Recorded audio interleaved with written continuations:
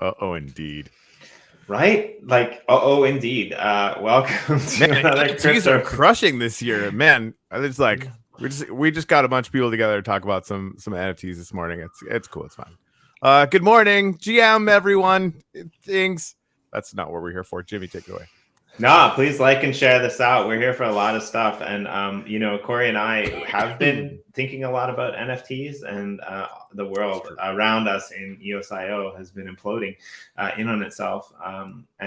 So we kind of want to just like have a casual conversation about, what's happened, what kind of things have been done. And so I'm really happy to have, Brandon Lovejoy, who you all know from the Cryptowriter Vox Polii podcast, and he's been on our show a couple times before, very involved in the community from the early days, and Shani Moore as well, who has kind of become a bit of a regular facet here when we discuss the state of EOS, and of course Corey and me, who just like to come on for the ride because these things are pretty damn fun. We get to hang out with people who are a little bit more up to date than we might with the news. So how are you guys today? And welcome, and thanks for joining us. Good. Yeah, I'm down here in Texas. It's December 10th, and it's 82 degrees outside right now. I like just waiting for a cold front. No, I'm at the other end. Yeah, I'm at the other end of the holy highway, they call it, 35W. In the north, it's 25 degrees here, Cheney. You can see. Yeah, he's got the snow. And do me a favor, Brendan. Hold up your little tray there, because I don't think Corey's ever seen it. This is great. This is we had a 15-minute introduction to this, and I wish I had a proper desk here right now, but I really don't. Your tea tray, and I don't want to spill it on the. Nice. This is the way. Yeah. And he's like a whole ceremony. I've got a coffee mug. Really yeah, brewing over there. Yeah, that works too. I don't discriminate. I'm not a beverage maximalist. I just need the caffeine. Yeah. Nice. So I guess there's a lot that we can talk about, but I don't know really what's happening other than the fact that the EOS Telegram has never been more busy. There's never been people as infuriated or hyped up or excited. It almost seems as like what happened in the last 3 days. But basically, the bottom line is a bunch of block producers put their name on this list that if certain conditions weren't met by this day, then the vested tokens that were being sent to Block One would stop. And I guess let's start and stop there, because number one, I want to ask, what do you guys think? Are vested tokens yours to do with what you wish, or are they not? I want to just touch on this really quickly. As I was reading through the conversation, and I said I was going to read it in. I'll maybe touch on the thread that Luke put out. Like, Luke Stokes is one of my favorite people on earth. Like very, very awesome guy. And kind of siding with Brock Pierce, who he knows really well, and Block One. And the one part where I think maybe it's coming down to this one word, right? Vested. It's really, really clear what that, to me anyway, what that word means. And you can argue about the details on the back end about the clarity of, what were their obligations, yada, yada, yada. But at the same time, if you've encoded this thing where there is, the ability for block producers to decide or not decide based on the governance thing that you yourself set up, I want to be clear, though. It's the vested tokens were not touched. All the tokens that were vested and were currently unlocked. Right, non-vested. Sorry. It's the unvested tokens, and it was the vesting process was turned off. Right. So I mean, that's like if you are have some kind of deal and you've got a vested and non-vested shares, right, on a vesting schedule, and you shit the bed, or the people that control the levers of that think that you shit the bed, they control it. It's done. That's to me, it just seems like that's a really common architecture in all kinds of business. So the debate around it, I mean, I kind of don't get it. I get that they, people can have reasonable disagreements about whether or not, they, at Block One were intending to do good things with it or whatever. But I mean, the lack of trust is really understandable as well, all things considered. Well, and in the real world, if you walk out of a company, you don't get to collect those vested tokens. Wait, you right? don't? What are you talking about? So, You so collect I mean, your like, vested tokens. You don't get to collect the unvested. Right, yeah, the non-vested. Sorry, Sorry, you don't get to keep collecting Very them, smart. right? Right. And I don't know. Uh, So like if I base it on the real world thing, like that's I kind of feel like that should be allowed. Like if they're leaving or they're being booted out, then they shouldn't. But like I don't know. Like maybe Brandon wants to. What are your thoughts on it? We've all kind of said ours. Well, actually Cheney hasn't, but we'll let him talk to you. I keep, one of my problems is I see this from a lot of different perspectives, and I sympathize with a lot of different, points of view on this, but so I've kind of flip-flopped a little bit in my thinking. I guess where I see the problem originating is a bad agreement, a very poorly defined agreement. And it's kind of funny that we're supposed to be reading smart contracts, the chapter on smart contracts today in Dan's book More Equal Animals, which addresses this very problem. But I thought, well, we had this scheduled and not everyone could show up. But it's it's enforcing a promise is inherently problematic, versus having something a little bit more ironclad. I think that's where we have to take the lesson from that point onward and recognize that in the future we need to make much more clear agreements. But hindsight's 2020. I find the argument that if an employee or a contractor leaves, they don't get to continue to, if they're not performing the work, they don't get to claim the funds. I find that very compelling. I woke up this morning and I listened to James Mart's 8-minute long YouTube. He did an audio piece on kind of like a post-mortem on all this, and I thought it was extremely insightful, and I think other people should give it a listen.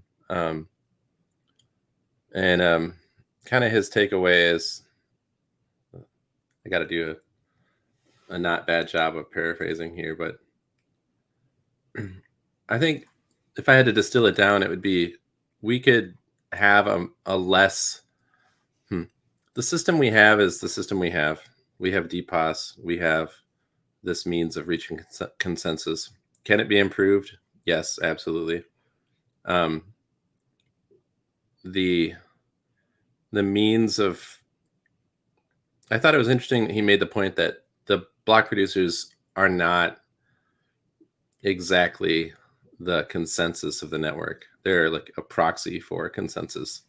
They're supposed to be voting in alignment with the consensus that is being expressed by token holders. But there's a bit of a lag, right? If the BPs vote one way and they didn't actually vote with the consensus of the network, then those votes could shift, and suddenly those BPs would find themselves not, in a position to determine the fate of the network. Cheney? Oh no, I was just gonna agree with that.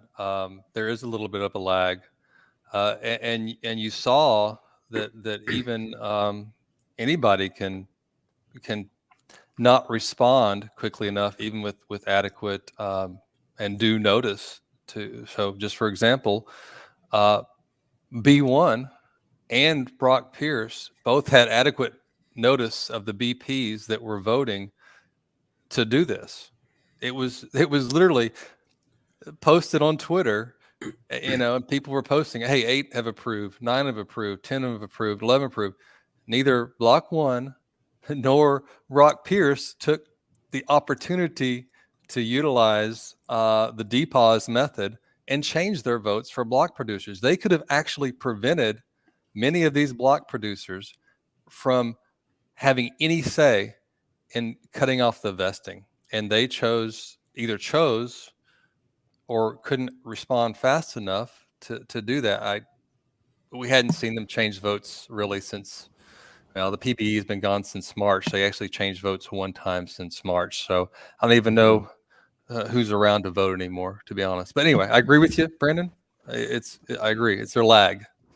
I think that there's a couple interesting things that you touched on there, actually. Like, the first one is that a lot of block producers, like EOSphere was one of the first ones I saw, but EOS Nation did it, Generate EOS did it. A lot of the block producers that signed, this basically said, if this condition happens by this date, then we will remove our signature from that. So I thought that was quite an interesting way. Like, it's there now, the ball's in your court, fix it, and we'll pull our signature. So I thought that was interesting.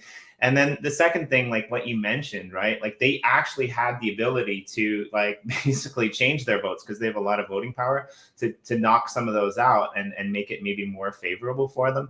But that's actually one question I wanted to ask. Like, I don't really understand. I think maybe this could come down to, like, the terminology too. Like, how can they even be voting with these? Like, are they voting with these tokens that are unvested? Like, I don't really get it, right? Because there was a lot of block producers that once that smart contract went through, they actually voted themselves out of the top 21 because of it, right? And so I don't really understand the technologicals on that so well, but is that what's happening? Am I reading that right? That's correct. And that's not uncommon even for employees receiving vesting stock and things of that nature, where they have the ability to vote with the unvested options at that time. So you're right. B1 has always had the ability to vote with these tokens. I agree with Brandon. What Brandon said earlier, it was a great contract. The smart contract itself didn't state, anything other than the terminology. B1 may collect these tokens as they unvest, as they vest, as they're no longer it is rough to get around that terminology sometime.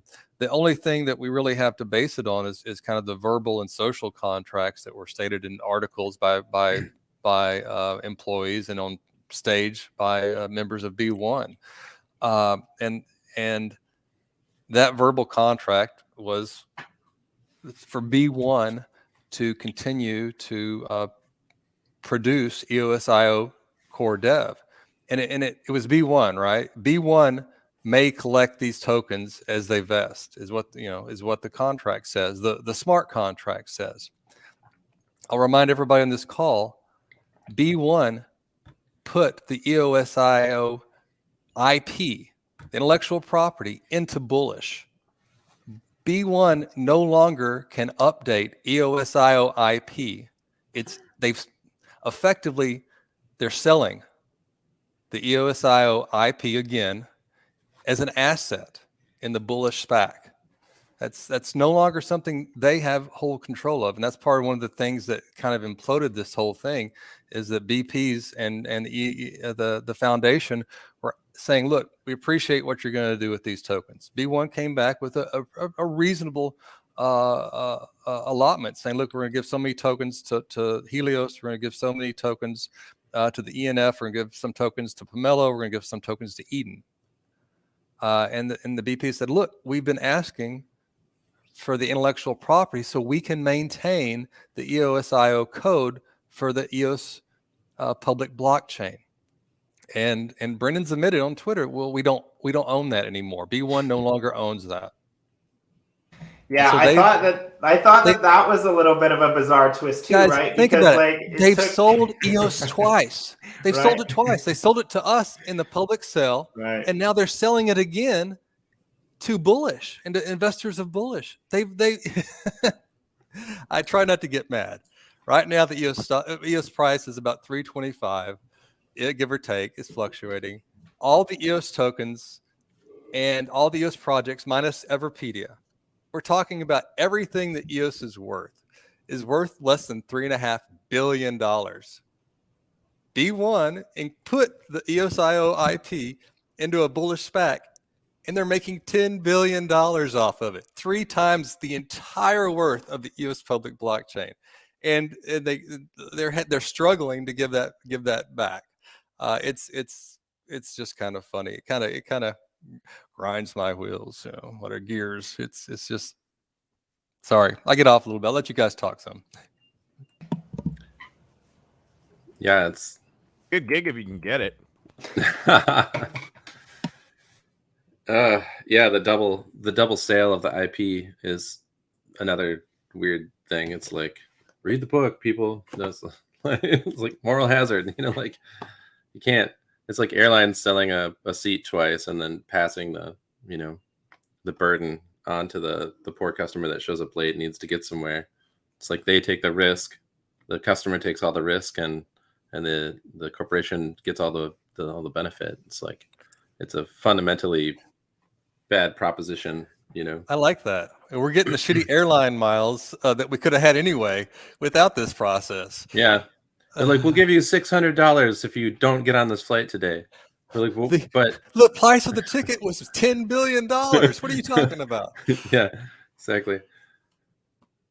I had a few thoughts during that, but I'm still waking up. Sure. Yeah. I wanted to say a little. Go ahead. Go ahead. No, I'll say I've been active on Twitter lately, so it was really interesting how this played out because I know that we've been hearing from the ENF that they've been talking to Block One and to Brock Pierce and since the Helios announcement, right? It's been over a month, right? And that they've been in these discussions, and then there was this announcement that there's going to be a deadline, and then there was some. In addition to that announcement, then there was a very public contract change. Not contract. It was the EOS-IO dev code, the interior code that was changed to that was put out there, and it was amazing. As that was ticking down, we didn't see any real response. We saw one tweet from Brendan. Yeah. Then we saw the response from B1 saying what they were going to do. They said it was round 2. We're going to do this, this, and this with the tokens. And it was good. It was good. It just didn't address the fundamental fact about the IP. Mm-hmm. And then when that transaction occurred, we heard more from Brendan Bloomer in the last 2 days than we've heard from Brendan in the last year in interaction with the community, I'd almost go out to say. And it was amazing, some of the things he said on Twitter. It was surprising to me. He went on to say, well, we were going to do all these good things with the tokens. And he had a 3 or 4 tweet chain that basically talked about, providing, we're going to use these unvested tokens that we were going to retain, not sell to Helios, as liquidity pool incentives. And that was going to provide some much needed incentives for people to bring their EOS and other tokens onto Bullish. And provide something that EOS has really needed for a long time. What they failed to mention is, one, they never told us that. And when someone brought that up, his response was so snide. It was, well, I thought the EOS community didn't want to hear what we were doing. That's utter bullshit. There's not been a time. The only thing we want to hear what you're doing is things you're actually doing, not things you promised and never talked to us about ever again. Like Profi. Hadn't tweeted about Profi in 11 months. But the other thing with that is he never went to say that those unlocked EOS incentives were essentially going to be given to liquidity holders. Bullish right now was a biggest liquidity holder, 20 million EOS. They were going to receive their own liquidity tokens unless they went so far as to exclude it. And 2, that driving investors to the platform puts a lot of money in their pockets. It's not like they were doing it for the good of EOS. Oh, we were going to do these great things for EOS. No, you were going to do great things for the bullish investors. And he tried to flip that on us that oh, you just really shot yourself in the foot here by doing this.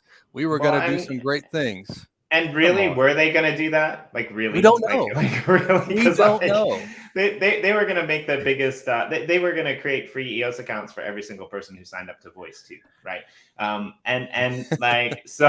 Like, wait, they didn't do that, right? Like they were going to bring all this IP in, right? And like they were going to do all of these things that they've never done. So to me, it was kind of like a kid that got caught running out of a store with a candy bar in his pocket that said, oh, actually, I was going to pay for it. Just my mom's in the car and I needed to like go get the money before I came back in and actually eat, right? Like it read all wrong, right? And I actually I thought it was interesting what Brock was going to do too. But then, I had to take a second look because I know what happened on Twitter with that one was a little bit bizarre too, right? Because the way that he reacted, and of course people get emotional, like people get upset, like basically the rug was pulled out from under him, and it kind of seems like now he's kind of taken a step back and he's come back in, and he's probably in talks with some of these people again, right? Like actually I know that he has been talking to some of these people since that, right?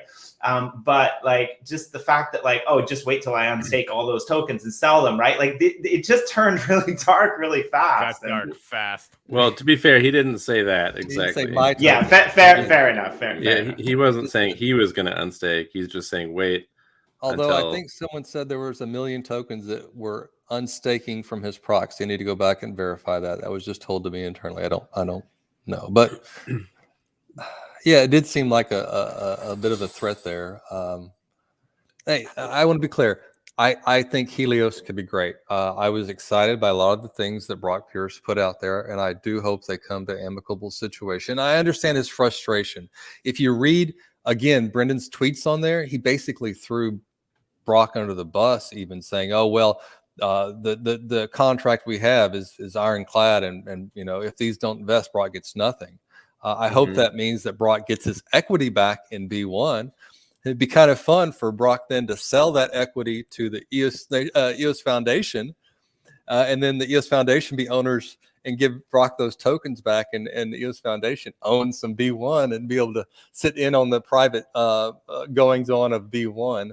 That would be great. Wouldn't that be a pisser?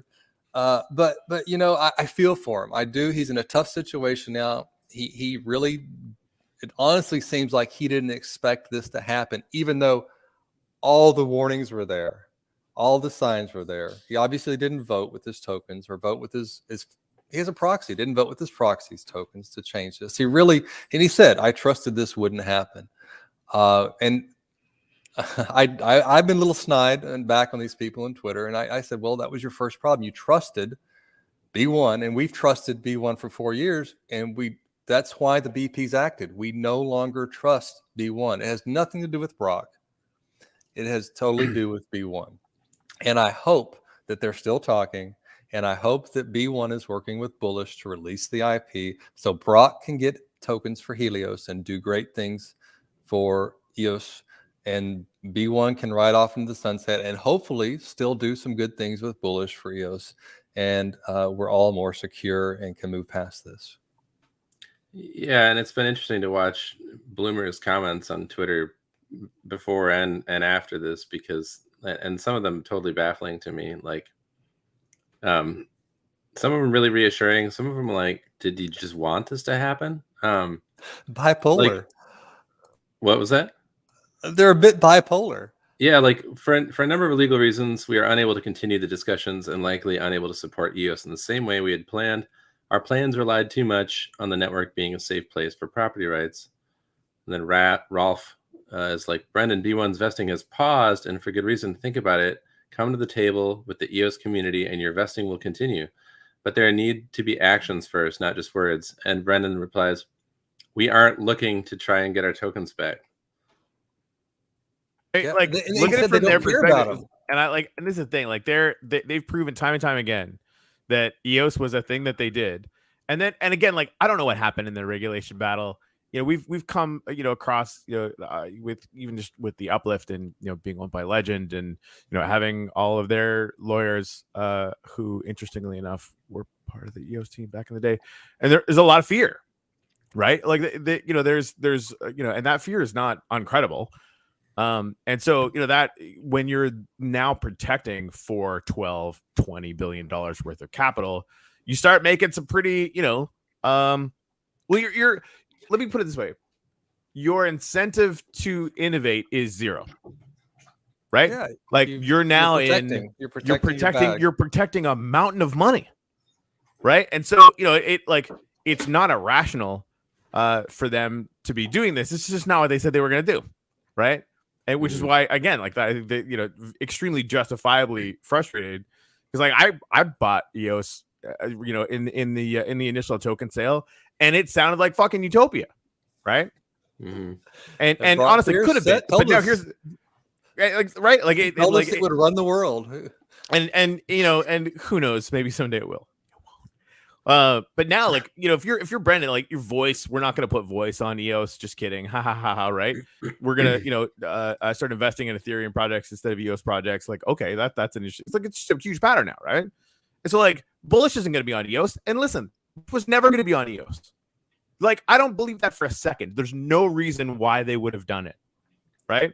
Unless they had like a bunch of tokens vesting or something, right? Like that. Like, if you're a company that's like just dropped into the middle of this now, never mind that you said you were going to do a bunch of stuff, right? Because they like will make decisions that counter that all day long, provably, right?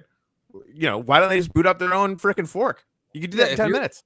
If you're a third party and you see B1 getting 6% of the total tokens over the next 6 years, is there any reason for you to go into EOS? What do you go to a sister chain and do something there? Because why do you have extra inflation on a chain that is not going to be used for any good? Yeah, Twitter's been crazy, and it wasn't just Brendan that was a little bipolar. Brock got out there and started talking about this is an insurrection. That was crazy, dude. You are voting for more. You're voting for majority of these VPs. You are creating you. That analogy was so whack. I was like, I can't believe that just went out. Comparing this specifically to the January 6th insurrection, which has been for the last, I don't know how long, year plus, marketed to the world as an act of domestic terrorism. You cannot equate this with an act of domestic terrorism. It's just like so completely. This was not. I mean, you can, but not credibly. You can't, right? This was not 3,000 Trump supporters breaking into the Capitol. That was this such was a bad analogy. Super majority, 25 of 30 top BPs. These are the 30 people who can vote for with your tokens. 25 voted for this. Some of the ones that didn't, I'm not going to have direct ties to B1. EOS 42 received a $7.5 million grant for the Chex tokens. I'm a Chex owner. I don't want them pissing off B1, but they didn't vote. You think there's a reason why? Yeah, I do. You got Binance. Hasn't voted since the whole issue with Justin Sung and the issue there. They're not going to vote. You take those two out of the equation, you have 25 out of 28 active BPs that voted for this. An insurrection. Oh my God. My favorite was that they paralleled it to the cartel, right? Like now the Chinese cartel has become like the actual BPs, right? Yeah. It's now a car. Yeah, that's so funny. Cartel insurrection. Oh, it was just a shit show. Yeah, and then I gotta take us back to Twitter for a second because it's so fun. Well, how can you not? Yeah, I mean, okay. Popcorn just came out. That's exactly like Sean, like just reading that. I was basically peeing myself at 4:30 like when I woke up to that. I was Please, put the link up there so people can go to Popcorn. It was amazing. Yeah. Start your day off. It's Friday. Start your day off with some popcorn. Great job. Yeah, 100%. So needed. So Dan Larimer tweeted, "Those that use the end to justify or condemn a process will forever divide us. The means must justify themselves. If you believe in token-weighted governance, then the end is justified so long as process was followed." And then he says, "While I no longer support token-weighted voting for decentralized systems, see Pareto principle, I fully respect and support the legitimacy of the outcome of DPoS chains because everyone involved consented to the process. It is still far better than covert governance of other chains." Totally agree. But then Brendan comes in. He's like, "I agree with you, Dan. It's easy to disagree with what is best for the network, but at the same time, you have to acknowledge that the system is working as designed. We are very happy with the outcome." Well, so maybe they are. People have honestly assumed that they have been trying to remove themselves from EOS.io deving and everything associated with the sale for years since the whole SEC agreement. Really? Yeah. That's when it all started. I mean, they can't are argue happy with it with now. this. They just got booted. They are booted. They no longer have any requirements to help out or do anything requirements, any social contract. The social contract is basically null and void. So they are probably very happy with the outcome because they can now not have this cloud hanging over their head. Block 1 is now B1, and B1 holds no assets, and now they can focus on making money with Bullish. Well, and they still own the IP, they which will. is like internalized to like do all of the dev coding for all of these other things, right? And Yes. that's a bit of a problem. So Aaron Cox went on there and described how they have changed the EOSIO IP, the dev code, to benefit only their private chain, and the BPs had to go out and make specific changes to the code that B1 or Bullish produced for their own very personal use of a public code. And it would have screwed the chain if we had implemented that. They didn't care about the public network. They were doing it for their own good, not for the public good.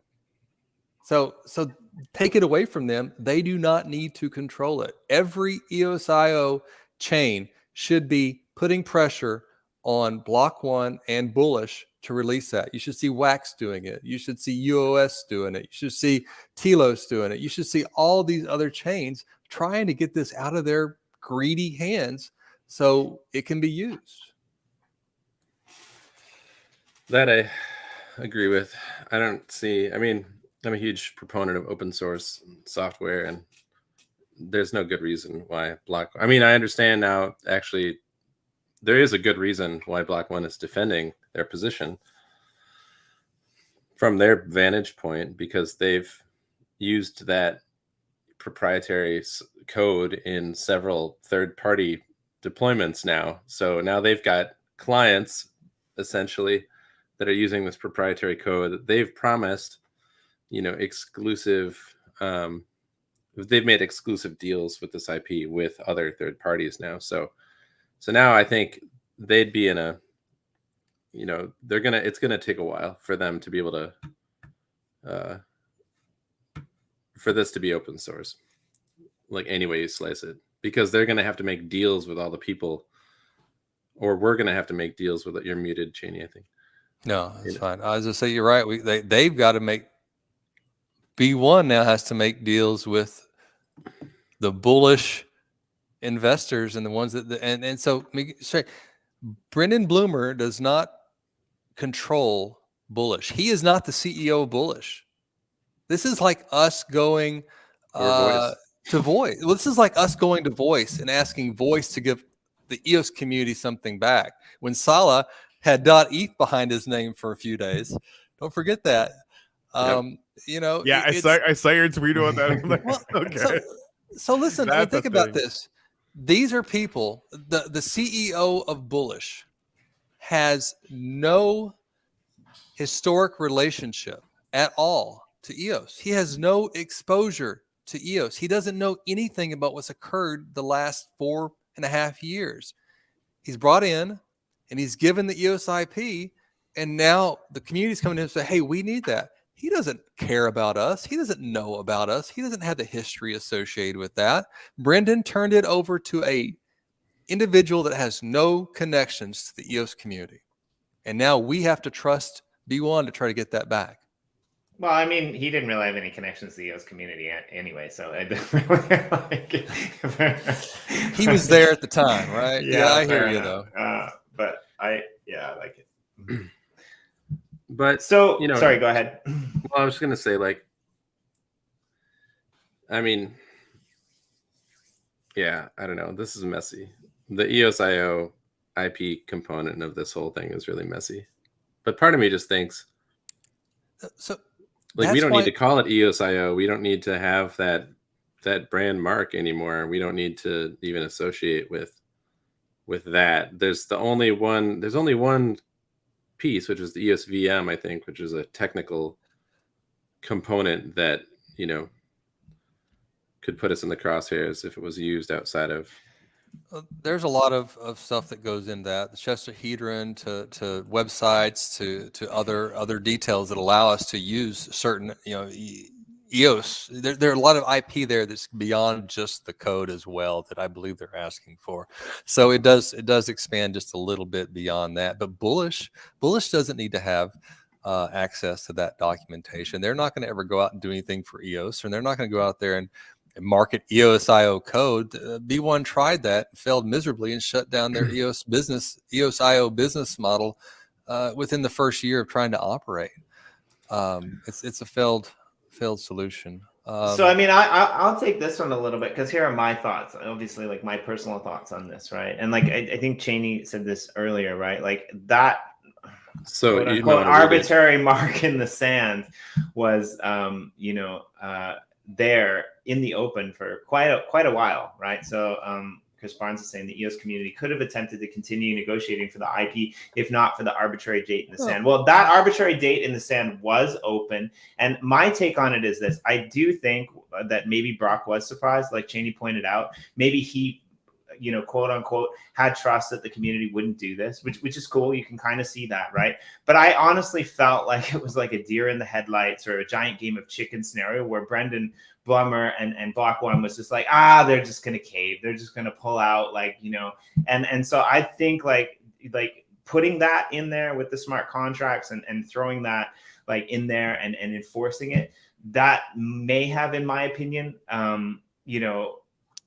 been the only chance to bring them back to the table. I don't know. That's my take. You guys might see something else differently. And they can still negotiate because, so the way I understand it, I mean, if this is how it happened, Brock Pierce is not going to get those vested tokens because they're not going to vest. So he's got 8 million liquid tokens. He's got 37 million promised unvested tokens over the next 7 years, right? He should, if this contract was written correctly, he should have his B1 equity back. Unless Brendan really did screw him over and it was a really poorly written contract on Brock's behalf, which I don't believe Brock would ever sign some contract that didn't guarantee him his rights or his equity. So I assume he's got definitely his equity back. Not an idiot. Right? So he now has equity in B1. So Helios, he should be, as a B1 equity holder, trying to apply some pressure to make this deal come through. Hopefully, Brendan doesn't want to be seen as a villain and will do what he can do to try to get the IP back out of Bullish for the EOS community. And we can still work. It doesn't, just because this happened, doesn't do anything except show the confidence and the overwhelming approval for this and the EOS Foundation to take this line of action and say, look, we mean business. It's time to stop screwing around and get this done. And there was a tweet from Brendan. Well, how do I take this to Bullish? You're the CEO of a $4 billion company that's doing a $10 billion SPAC. You go and you talk to the CEO and say, look, man, sorry, we kind of screwed up when we put the EOS.io dev code in here and we would like it back. We need to adjust our SPAC offering and remove that from the asset list. Can you make that happen? Yes or no? And the answer is it'll take time. You go back to the BPs, you say, and put a public statement out there. B1 supports removing the EOS.io dev from Bullish and is working to do so. You work on it. I think, you make good points. And I think Chris also makes good points that, like, this is where I would have done things differently, personally, if I was just running the network myself as a benevolent despot. I would have given him more time personally. I would have been a lot more cognizant of the fact that we're dealing with like a giant behemoth, multiple giant behemoth bureaucratic organizations. Somebody made a comment. I don't know which Telegram chat it was in. But they're like, it's called the nuclear option for a reason. Because you don't use it. You just keep your finger like over the button, and that's the power of the nuclear option. You cannot undo a nuclear bomb. You can easily turn the vesting code back on, guys. This is not a fuck you, you're out of here. This is a hey, we're serious. It's a matter of perspective. Talking.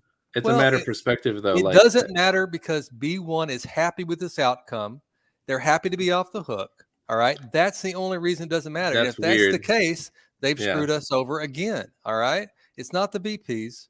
You know, like we shouldn't. Can we say that declaratively? Like they might be happy with this, but they also might not. I know. He said they might not be, but if he said they're totally happy with it, so I guess that's a bit of a. They're clue, not but like, coming back for the tokens. They want to be. They're fine with that. That the network has spoken.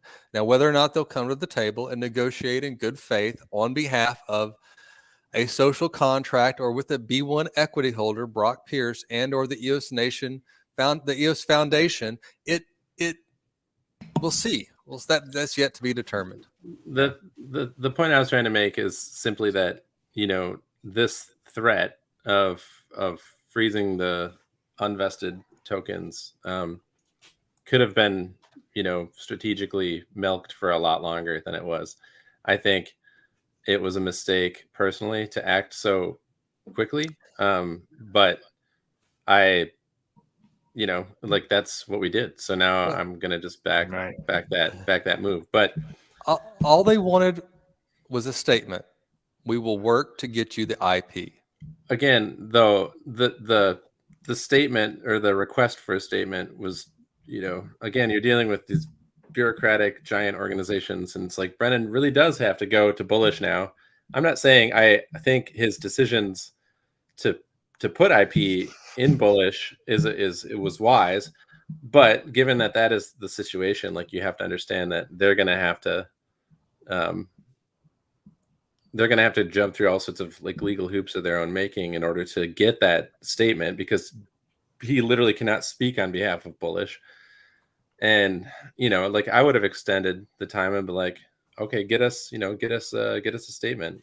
I mean, a couple of things though. If you were bullish, would you give the IP back? Like you probably wouldn't, right? Like I think that you probably wouldn't. And the second thing is, like, Chris does make a good point in there. Like the IP probably, and Brandon said this earlier, does belong to all of the EOSIO chains, right?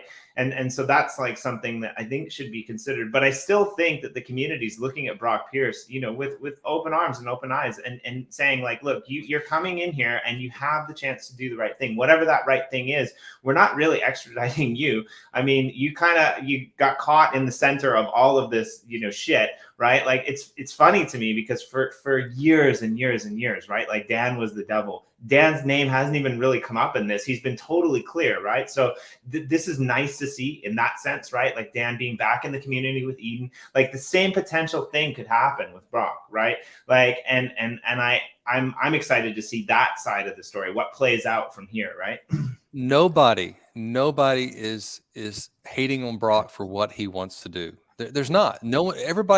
Everybody's excited about Helios. The only issue, we'd be jumping up and down if he'd accessed those tokens, if they were all vested, if he'd gotten them anywhere else, if he'd had these funds some other way. No issue with Brock, no issue with Helios. The only issue is with the selling of those unvested tokens. That's the only reason he's in between this whole mess anyway.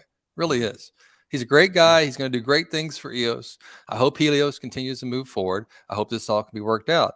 It wouldn't be an issue if not for the 37 million unvested tokens. And to be honest, he probably couldn't do anything else with his equity. I mean, he's going to have to go out now if he can't work out a deal with B1 and try to find another buyer for B1 equity. He's intimated how much that's worth, but we don't know if it's worth that much in the open market. I hope that it is, and he can do something good with it or use it and get these tokens back and continue forward with Helios. Well, it's worth a little bit less than it was a week ago. We can tell you that. You can have a few more. Sorry. I couldn't. We should do some gratitudes at some point there, Corey. But yeah, we totally can. I've been actually on my birch farm, just like mining up a storm. Yeah, I think there whenever. Yeah, one of the things that I enjoyed about this the most, I'll be like honest, is besides seeing Yeah, right. No, I mean, but is seeing pure Aaron brilliance. Cox. That was Well done.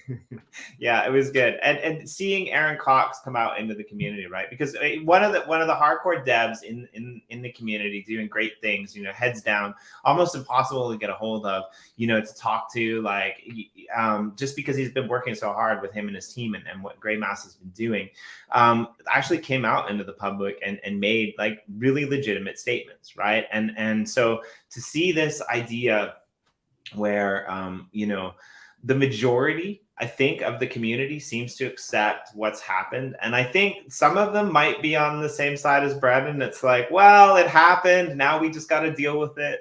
Like, you know, maybe it could have went a different way, but there's no point in hashing that over. And I think, you know, progressing this all forward, like there was some really good comments in the EOS Telegram channel by, like, you know, some people who have been in there for a long time, since the ICO, right? Like Hatworthy, for example, like he came out and he said, look, like all this stuff is happening. What we need to do is we need to figure out a way to move forward and stop like throwing people under the bus. And that's a really good point. And there are people who are doing that. However, there's always going to be a few bad apples that are like, no, screw everyone, burn the place to the ground. Well, it's already burnt to the ground, damn it. Like, let's build it back up, right? Like, so like, I just want to throw out like a shout to all of the people who are, you know, thinking, you know, kind of community first, because there are still a lot of them. There are a lot of people who, you know, they might be jaded one way or the other, or a little bit annoyed one way or the other, but like in the end, they're still looking to build the pieces back up and continue on with EOS, even if it's EOS by another name, right? Like, absolutely right. And I'll say, guys, there are so many good things. If this, and I'll say little hiccup, if this one issue, we're down to a single issue, right? It's a complicated issue, but it's a single issue, IP. If this gets worked out, think about all the good things that are pushing in favor of EOS. You've got Eden, 1 million EOS. They're burning and going. You've got Pomelo, 1 million EOS. I mean, the first round just happened. I think it was pretty successful. A lot of good projects out there, a lot of people building. It was good. You've got the EOS Foundation getting some EOS. You've got Helios up and running. It's a lot of the things that he said or that the Helios said they were going to do, really great. If you get the EOS community back, the EOS.io code, there are a lot of positive things, you know, pushing EOS right now. Even Aaron said something about having a roadmap in February. Can you imagine EOS finally having a roadmap? Wouldn't that be amazing after 4 years to finally have a roadmap? I mean, it's just, there's so many, if we can just get past this last little bit of drama, I think there are so many positive things on the horizon for EOS. So sorry for those that tuned in and heard a lot of complaining and or you know, gnashing of teeth, but it's going to turn around pretty quickly, I think. hey, Corey, if EOS gets a roadmap, does that mean we have to sell all of our EOS and move on? I guess. Is that a sell signal? Right? Because we don't believe in roadmaps, so I don't really know if that's roadmaps, you know, they're all in the back of my brain parts. How about a compass? A compass. A compass. No, and like I think broad strokes too, because I think like the thing that EOS did well before the token sale was selling us on a vision, right? And so like that, you know, getting community capital to gravitate towards a vision is really, really important. And then, you know, obviously having a credible way and like to keep yourself accountable, right? That's really what a roadmap is, and why, you know, I've been sort of a little infamous now for just not, you know, having them, is that like we change things so often that I don't want to be pegged down for something we're not going to end up doing. Then everyone fucking bitches anyway, right? So it's not super fun, but at the same time, like broad stroke vision, like we are, you know, delivering everything we said we were going to deliver and a lot more. So like if we had all that shit on a roadmap, it'd be pretty good. And if we were block one and we never changed anything, having a roadmap would be fine. Right? It's like block one, we did the token sale. Fuck you. Just kidding. So let's do some gratitudes. Yeah. Chris Barnes is in with some fucking fire in the comments. Like I like Chris Barnes, and I'm dude, a little bit on. guy. I'm a little bit on the opposite side of this because, like, I think this is a really good comment too. I was gonna wait until after we did the gratitudes, but EO's new issue is a lack of credibility and invisibility from large institutional players, but we'll ignore that obvious one since it no longer fits the bias. Well, I see. Here's where I have a problem with it, right? Because I actually think if this works out, and maybe even if it doesn't with the IP, I actually think that this could be EOS's chance to rectify themselves within the whole crypto space, right? Like it's very clear that like EOS has been hated on for a really long time by all of these other blockchain entities, right? And I think a lot of that stems from things that Block One did or didn't do, right? And so now with all of this stuff coming to the fore, what happens when Block One is out of the picture, when they are extradited? Does this bring the rest of the community back willing to look at EOS and say, look, like, okay, we agree. Now, there are some issues there too, because other people outside of the system might not see it as decentralized if something like this can happen. It depends on how the grander media, sways this. But I think that there's a good chance. And remember, we're only like 1% of the world is in crypto. So like if you're gonna do this now, it's better than 99%. Like I don't really know whether, again, bullish and all of these mainstream investors coming in would have really done anything for us as a community anyway. I gotta touch on this too, because and again, like I love Chris Barnes. I love you, man. You're fucking fantastic. Here's where this gets interesting. The story that a lot of us were sold in the beginning is that the reason why large institutional corporations, institutional money would come into EOS is because this governance structure allows for the block producers to actually reverse really, really bad things that can happen in blockchain, right? So there's a big, huge hack or this thing or whatever, which is like the biggest risk for banks and different institutions or whatever. Block producers could actually go in and with some consensus, they could actually change that. So they've just proven that they can do it, right? And so if you're a large institution and you were actually credibly looking at EOS, and I just personally do not believe that any of them were at any point, right? But if you were, now they've just proven that the main thing that they can do that other blockchains can't do, they've just done it. It's Sean Ballant. Yeah, Sean Ballant in the comments. It's all a matter of perspective, like right. We don't know yet how this is going to hit people. I mean, like you just pointed out, it could be. We know there are people in this community that see this as a really bad move. And a threat to property rights and that sort of thing. Especially that one word. I'm not going into it. We've already done this, but I always come back to that. Like property rights, but like if you have non-vested change, I get it. Non-vested share. Anyway, go ahead. Sorry, I'm sorry. No, I totally get it. I mean, I think, and it's an important point, which is that those are unvested tokens that weren't even in Block One's account. They're in a system contract waiting to be released pending certain action or, continuation of like this agreed upon social contract. Again, I go back to the point of the fact that the contract itself was very poorly conceived, poorly worded, poorly designed, but that's what we have.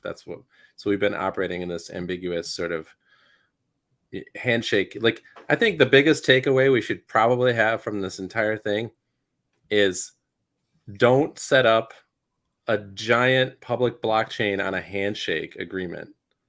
It's a bad idea. Like fundamentally like really bad idea. Don't like include like one little line of code. Yeah, I completely agree with this. They shouldn't have had the right to vote. And it's funny because I was thinking that how long have the block producers been pushing Block One to vote and they refuse to vote, right? So, Charlie Q saying, what if the block producers are the bad actors? Well, I mean, you got to align 21 block producers as possible. We had Charlie Q in the comments last night for a show that Sean and I do called The Edge, which we actually aired on the Cryptowriter channel. Usually we just do it on Twitch. And he's vehemently against this, which is fair. And he's been doing some really cool things with Pomelo and the community and being a champion of EOS. I just, respectfully disagree with 99% of his point of view on this issue. But like, yeah, I don't think that it was I personally have been here, through the shitstorm and back again. And I think probably everyone on this panel has, right? And, I think a lot of us are just like, we've watched the block producers get beat and dragged through the mud for the last 3 years, right? And not get funding. We've watched the projects not get funding. And so it's kind of maybe it's very, very possible, like a 0.0001% that Block One got the collateral damage on this, but I don't think so. Personally, my own bias is right there. Right, attack me, go. I'm grateful for EOS, by the way. Yeah, I'm Okay, grateful for EOS. Let's do gratitude before we get back into the shitstorm. Yeah, right. Yeah, legit. I'm super grateful for EOS.io. This ecosystem, most on Wax, but it started on EOS, changed my fucking life. So I mean, yeah, me too. So that's me. I'll go first. My gratitude. I'm grateful for EOS. If you could put the EOS in quotation marks, because I'll take this opportunity to tell you what I like most about this panel. So Corey and I started doing the show on the Cryptowriter channel about a year ago. And we started doing it wasn't a year ago, honestly, crypto time, but like we started doing these roundtables, and these roundtables were always fun. Sometimes we had problems scheduling guests and things like that, but we've decided we've talked with the Cryptowriter guys, and we've decided from January that we're going to rebrand the show, and the show is basically just going to be called EOS, and we're going to be focusing on EOS. We're going to be focusing on the main net. We're hoping to have people like Brendan and Cheney and guests, and sometimes it'll be roundtables, Chris Barnes. We want to have all of these people who are here, who are in the comments.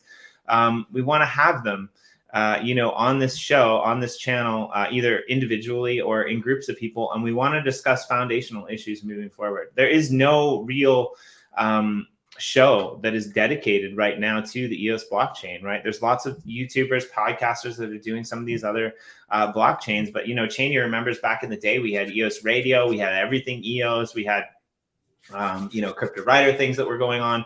Nobody's doing it.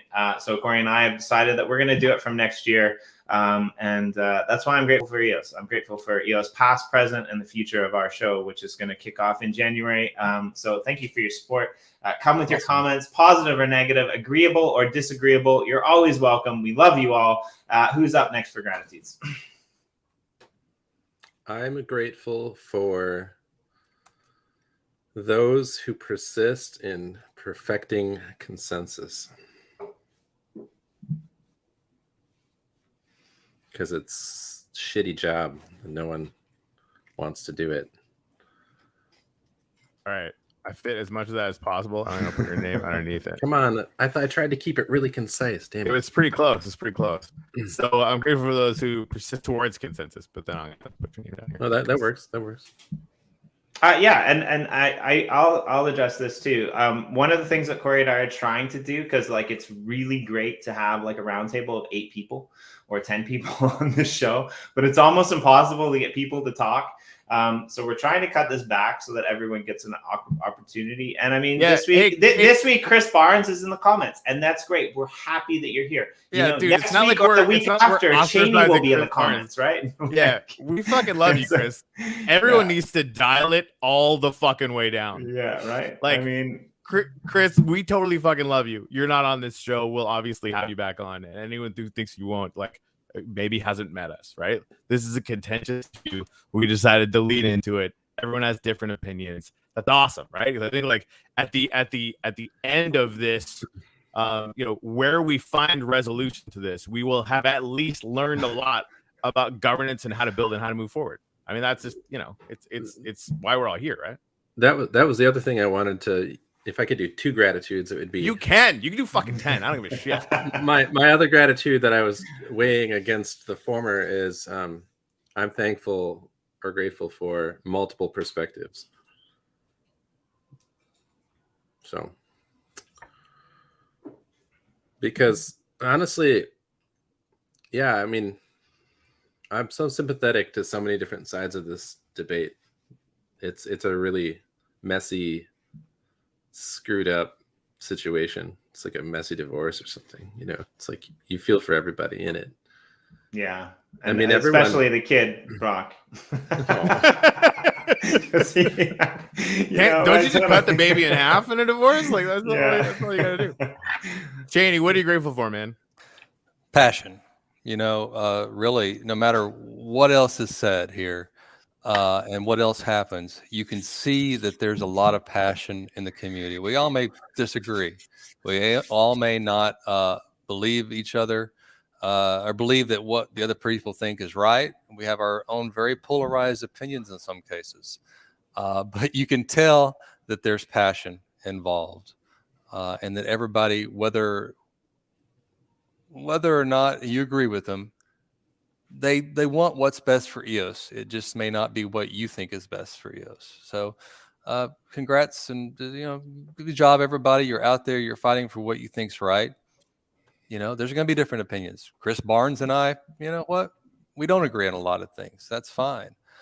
Yes, I've been very critical about Helios because of the way that it was engaged between Brock Pierce and B1. Again, I would love to have Helios come out with no connections to B1 or the unvested tokens. That was all I'm saying. So, I disagree with a lot of people. I certainly disagree with B1, but I know that a lot of people in the community are passionate and they really do want what's best. Boom. But yeah, that's nothing new. You've been doing that since the beginning, and this is why we love you, Cheney. Like you've back in the days, like I remember getting a really clear cut, well knowledgeable introduction from the likes of you and Ash Oro over on EOS Radio, right? Like you guys did that show every single week, and that was one of my go-to, shows to like, quote unquote hear both sides. You had some great guests on there. It was always very heated, but heated in like a calm, directed way, right? There was no FUD. There was no like calling people names. Like everything was good, and those are kind of the days that it's funny because I'm sitting on this panel now, or even the last one that we did. That was the present state of EOS. Both of you guys were here. Chris was here. There's a few other people. Luke was here. And these are the early days of EOS that I remember, where people were sitting on stream talking about, potential options, potential, avenues that the network could take. And, what Block One said last week that we agree with or disagree with.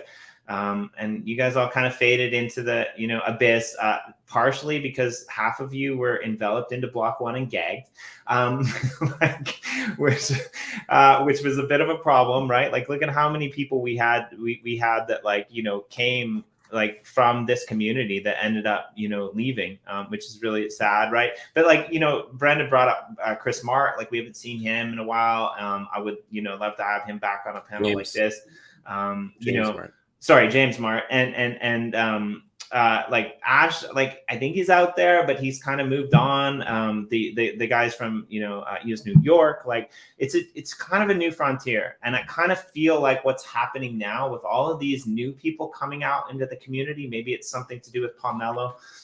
It might make a difference. It might bring back, as Sean said, the enthusiasm and the opportunity to have these discussions openly and to actually like move forward in a way that the community can potentially be more informed to vote on the block producers that they support their opinions of. Because I think, Brandon, you brought up this earlier, right? Like the fact that like people are voting for these BPs, how many of these BPs over the last 2 years have been vocal about what they stand for? This is the most vocal I've seen BPs be about which side that they're going to take. Like these letters of intent that went out on Twitter, which sounds so bizarre to me. We live in a world where, businesses are putting letters of intent out on Twitter, right? Like we haven't seen this in a really long time. Sorry, that little rant soliloquy, whatever the hell it was, is over. But yeah, carry on. Well, Jay, I'll go back to your earlier comment. I mean, if you recall, when we first even had some of these conversations, think about how pro B1 we were. We originally, I mean, you go back to it, there was nobody that was more reviewing B1's messages, Brennan Bloomer's tweets than Zach and I on everything EOS, and we would try to dig in and we would say, look, here's what they've said. Here's what there was nobody out there more pro what B1 could do for us. We were at B1 June. We even had Eve on everything EOS, where we talked about all the good things that were going to happen that B1 was telling us was going to happen. I'm just saying that it wasn't like we hated B1 all along. You know, it's not like we're anti-establishment. I wrote some of the shilliest pieces looking at B1 speculation about what might happen and what they might be doing. Trying to. Hey, Sean, are you still out there? Because I think this is the next EOS Popcorn article, the now and then of Cheney Moore shilling. Thankfully, Voice has removed all my articles, and you can no longer go out there and see them. Thank you, Voice. But my point being is that this has been a shift, right? This is not something that, you know, people are out there saying, well, you're doing this one side. No, I'm not one side. I'm speaking from the experience that I've had and the change in my personal opinion that's occurred over the last 4 years in this community. It's not something that's sudden. It's been a slow and gradual change. And we've all changed. That's what Jimmy's saying. People have left. People have given up. There are now new people entering the field. I'm not being too harsh or critical. It's just the opinion that I've formed over 4 years of experience here. And that's all I'm trying to say there. And I mean, by definition, if you have 21 block producers that are voted in by the people, it's not a cartel. It's a cult. Get it right. It's a... I think the word is cabal out there now. I don't know. I mean, like, it, you know, if code is law, then, you know, I mean, it's working exactly as it was designed to work. And then when it does, and it doesn't go your way, suddenly it's a cabal. Like, how? That's what I mean. I guess it's a little frustrating, right? Because, like, again, we all disagree or agree or whatever, right? Like that, you know, we're gonna have different opinions on this. But like, it's working exactly the way we all thought it was going to. It just didn't go your way. Well, I don't think it's working. Please do. Exactly. There's a really good possibility I'm totally fucking wrong. So please tell me where I'm wrong. Well, again, I go back to like my article, or I'm sorry, words. James Mart's reflections on all this, like, you know, in particular, got me thinking, like, well, what we have is working in the most like rudimentary way, but it could be improved. Standing up systems that could allow for more transparency and more communication between the block producers and the community, or between, you know, like when we launched EOS, I imagined it was going to be, I mean, maybe we all had like delusions of grandeur at the beginning, but, you know, I imagined that the block producers were going to be like these community hubs that were going to be funding public works, doing all sorts of, you know, doing infrastructure, of course, and then working on other initiatives within the community really visibly.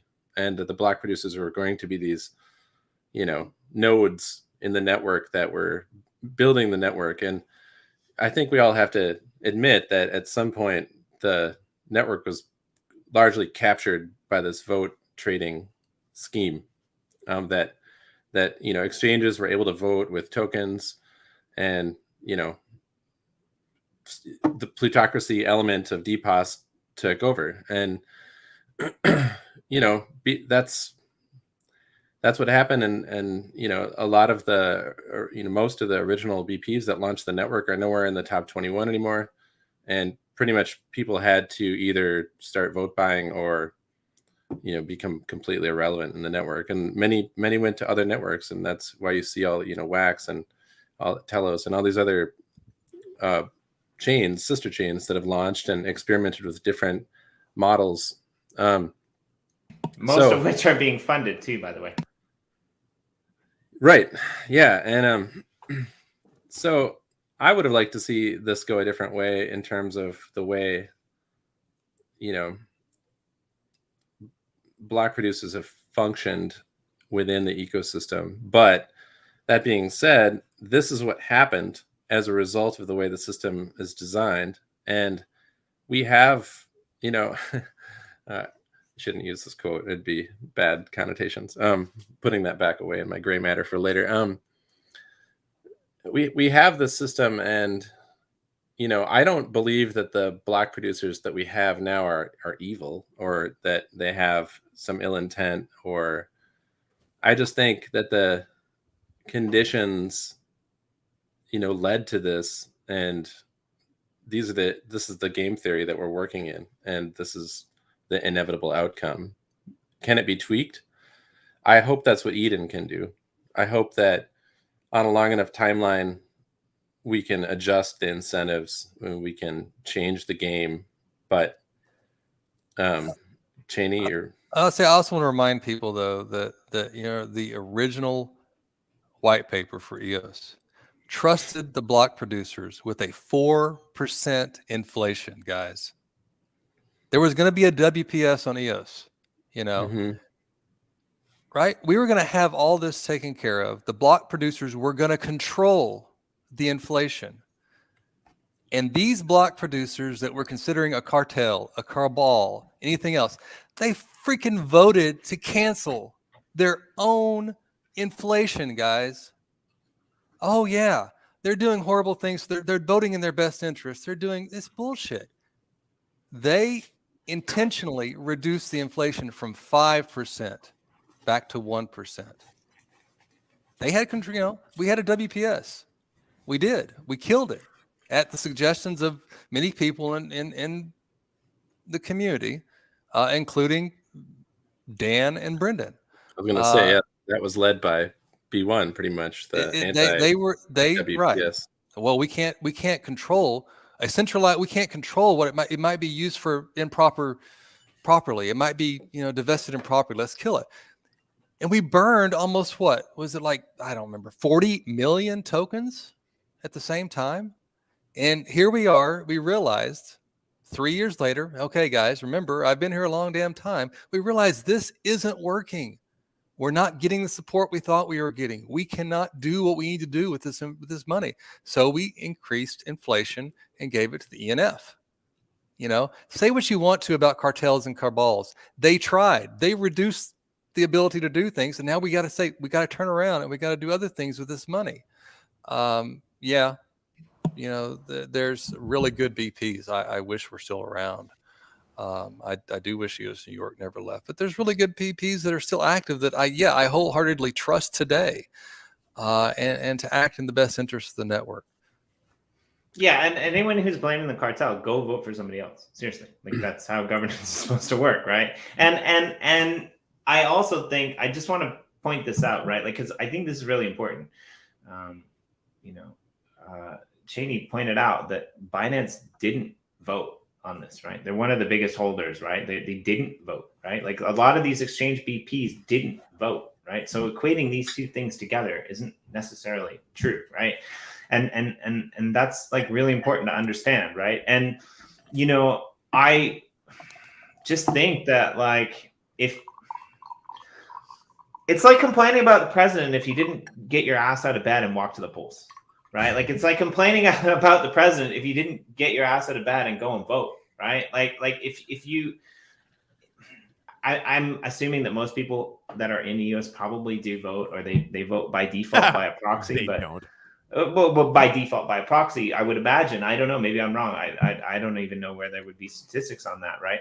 But like the problem, I think what Cheney was alluding to is that, right, like a lot of the things that Block One shaped the community for never materialized, right? And now we have this ability to have this funding, and I just like, I don't know what happens, but like, I guess Bullish is going to be its own entity now, and EOS is going to be its own. I'm assuming that's what's going to happen, and that was they'll never be always connected going to be again, the case, right? though, man. Like, come on. So I went out and looked. The 18 of the 21 BPs voted for this, and I'm looking here. The 3 BPs that didn't vote, the active VPs, Bitfinex, OKX, and Binance. Those were the 3 BPs that didn't vote. They're exchanges. Yeah, sure, maybe they use tokens to vote themselves into power, but they didn't interact in this governance at all. These were not these 3. That was it. The exchanges did not act or participate in this vote. This is a really big. Oops, sorry. This is for people who've been here forever. This is one of the biggest problems with EOS, and it's always been the biggest problem. Yeah. Nobody knew what was happening behind the scenes. Yeah, right. You're supposed to be blockchain, right? Like this has always been one of the biggest issues with EOS, like across the board, from block one to block producers to various things, and like I would love for this to be fixed. Go ahead. I love you guys. I'm like almost 20 minutes late for a meeting. Okay, you guys are too much fun. Anyway, yeah, I'm just gonna hold the belief that all of this is going to cause so much learning that something, whatever comes out of the ashes of this, is going to be fantastic, and I really do believe that. And hopefully I'm not completely fucking wrong. Cheers. So I'm interested. Chris says, do you think the ETP was just started to be worked on post November 7th? I have no clue. Was it? Can you put out there when the ETP was started? How long has it been going on? I don't know. When did that happen? I'd like to know some more behind the scenes about what's going on with that. I'm excited about that. I hope it happens. Yeah, not true, Cheney. These exchanges traded a ton of EOS with other VPs that did vote. I'd have to go out and look. That's very possible. There is, with the 30 tokens, 1 vote. That does occur. Whether that makes a cabal and whether or not I trust the 18 of 21s that voted, it's a different story. So, I'd have to go out and look and see how many of those were voted for Bitfinex, OKX, and Binance, and then determine if I trust those. What, Chris? What? Go ahead. But and I work for a BP, and I don't think that I'm part of a cabal. I'll just put that out there, right? Like I'm actively working with a BP, and I don't necessarily always agree with everything that they do, because like people don't always agree. But like I don't think we're anywhere near being a cabal, right? Like BPs have no right to the IP. You can't trust them. They'll just copy it and destroy the chain. No, but that's you. It's open source. Anyone can copy it. This is what we're trying to say to you. Yeah. That's actually true, because Brandon did bring this point up earlier, right? Like a lot of the IP that is hidden, and we can't copy it because we don't know what it is. So Block One, I guess, has been hiding that. Is that the right way to state it? I'm not sure, but yeah, I mean, yeah, I don't know. Like, but I think it's like quite interesting, and we could go back and I'm sure we could debate this for hours. And I'm really happy that everyone here is in the. I think Cheney doesn't trust me, so I mean that doesn't say much. He doesn't trust anyone. He's Cheney. Hey, you know what? Get it in writing. Don't trust anyone. That's one thing that EOS has taught me over the last 4 years. Seriously. So go ahead. I don't trust anybody, guys. I have a very small number of people that I actually trust anymore. Otherwise, I get it in writing. I've learned too much from EOS. Yeah, I mean, I just feel like I'm gonna flog a dead equestrian at this point. So I love you, Charlie. I'm just giving you grief. No, I mean we do love Charlie. His decisions are questionable, but we love him.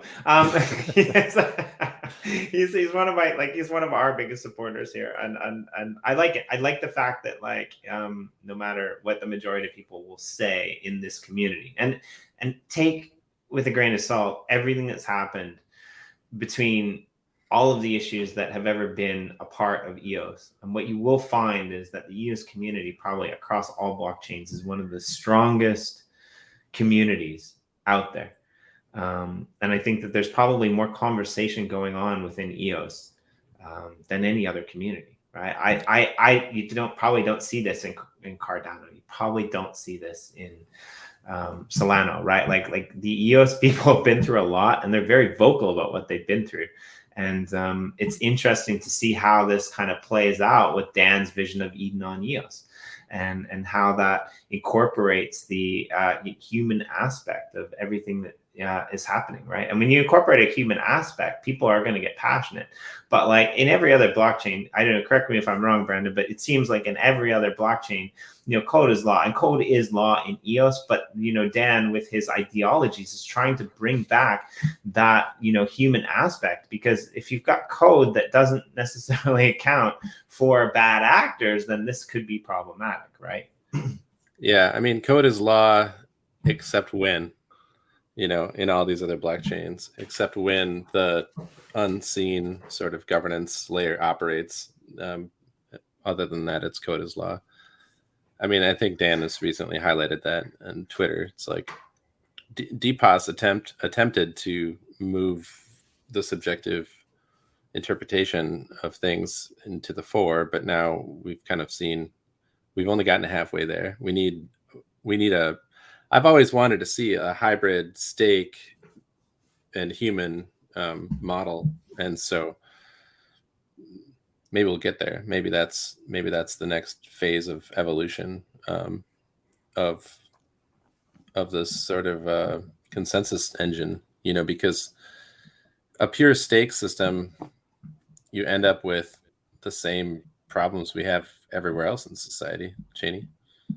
No, I'm just reading the comments. Yeah, I agree with what you're saying. It's nothing to do with you. I'm just laughing and reading comments. So yeah, you're laughing at this one. I like this because this is good. EOS community is like building relationships through years of group therapy. That's totally true. And yeah, Chuck, I don't know, like maybe I was the same way, but like I kind of feel like I'm on the opposite side maybe of Brandon, because Brandon said like maybe if he was to do it himself, he would have given them more time, and I kind of feel like enough time was given. But I'm biased because I've been waiting for, I don't know, what, 4 years now. I know, but that's all the more reason. It's like wait 5 more minutes. It's like you waited 100 minutes. Like you know, the thing I don't know is like at what point Block One would have gotten the next like chunk of change out of, because I think it was a rolling like every day, right? That some more was released. I don't think it was like coming out in big chunks, but I could be wrong. But again, and it only solidified my view because the minute it happened, like Cheney said before, Brendan said more in like the 5 minutes after it happened than like, you know, he said through that whole process. And so like, and I do see where people are saying like, you know, we didn't know what was happening behind the scenes, because as a community, to be honest, we saw various block producers' statements of intent. But we didn't know what the negotiations that were going on with the ENF or any of the stuff behind the scenes were. So, I mean, that is a key point. But again, this is nothing specific to EOS. Like, we're in this system where we're able to look into smart contracts and see what's happening, right? And like, this is in a sense why a lot of us like dislike other blockchains, like because you can, you know, front run people and do certain things like that. And we have a preference for EOS, but there are still always going to be things that are happening in the background. But I mean, I don't want to keep you guys forever because, like, again, like I said, we're planning from January to do this, you know, on a weekly basis. We're planning on, you know, bringing the voice back to EOS, bringing a variety of people into these shows, and talk about, like, you know, what's going on with the community, what's going on with the governance, you know, what's going on with the BPs, the ENF. All these types of people. And, you know, I've already got you guys, I hope that's okay. Obviously, I'm not going to drag you kicking and streaming, but I've already got you guys slated in for a few of these because, you know, we love you alongside a bunch of other people in the community that have been doing amazing things. So if you guys have anything that you guys want to walk us out with, or say as kind of, you know, your title goodbyes for the year until we, you know, entice you back on next year in 2022.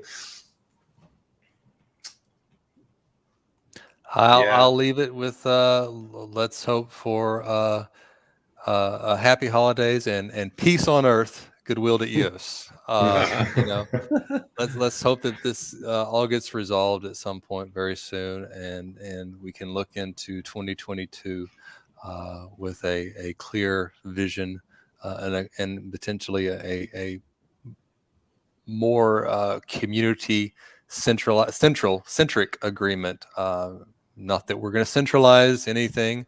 Sorry, I'd hate to use that word, but we can look at a little less polarizing discussions, and we can maybe all meet in the middle and move forward for a better year. Yeah, I echo the same hopes in a lot of ways. I mean, it's kind of hard to disagree with peace on earth and goodwill towards EOS, but Cheney, you're wrong. Yeah, wow. I mean, I just want to like end on a conciliatory note towards I just feel like the Chinese BPs get like a bum rap a lot. I think there's a lot of rational self-interest going on, and on all sides of this from everybody. And I don't fault people for like trying to make the best decisions for themselves. What I hope will come out of this is a more elegant way to align everybody's incentives, because right now we have a network where incentives kind of vary depending on what position you're in, and to the extent that we can align incentives so that everyone is, moving in the same direction, whether you're a BP or a small token holder or somebody in the middle, would be ideal. And I think we can get there. I don't know how fast, and I don't know how many bumps lay ahead, but I'm kind of looking forward to seeing it happen. And yeah, best of luck to us. Yeah, totally agreed. It's been fun. I really enjoyed sharing this with all the people in the comments and you guys on the air. Let's go EOS. Go EOS.